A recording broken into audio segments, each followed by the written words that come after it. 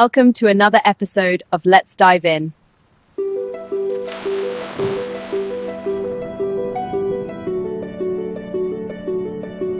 right, so think about this for a second. Every time you click a link, hit send on an email, poof, the information is just gone from your screen and shows up somewhere else, almost instantly. But what's really going on behind the scenes? Well, it's not magic, but it is an absolutely incredible, high-stakes journey. I mean, really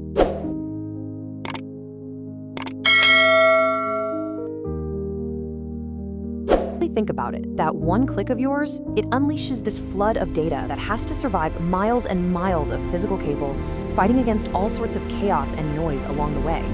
So today, what we're going to do is follow just one tiny piece of that data, our little digital hero, and uncover the amazing engineering that makes sure it gets to where it's going.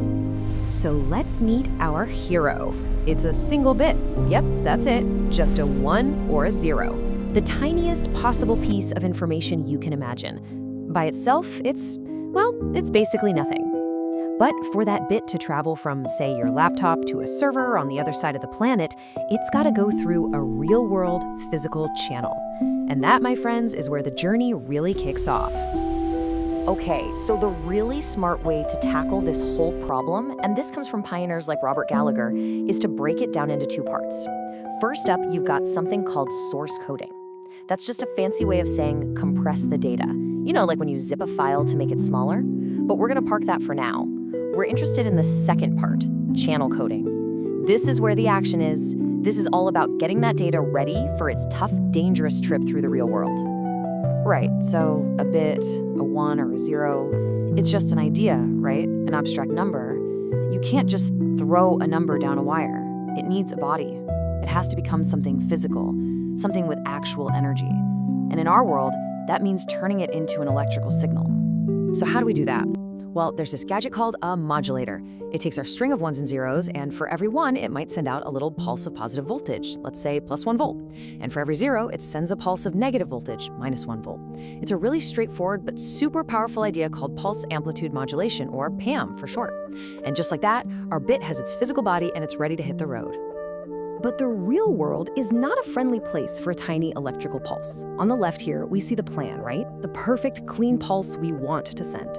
But the image on the right, that's the reality. That's what actually arrives. It's a mess. Why? Because as soon as our pulse starts its journey, it gets attacked by 2 major villains. First, there's just random electrical static from the universe. And second, it's getting jostled by all the other millions of pulses traveling right next to it. Our perfect little signal gets totally buried in all that chaos. So, that's the first huge problem we have to solve. The receiver on the other end gets this jumbled, noisy mess. How on earth is it supposed to find our one specific, tiny pulse in the middle of all that static? It's seriously like trying to hear someone whisper your name from across a massive, roaring football stadium. The whisper, that's our signal, is incredibly faint. The crowd, that's the noise, is deafening. If we don't have a really, really clever trick up our sleeve, that bit is just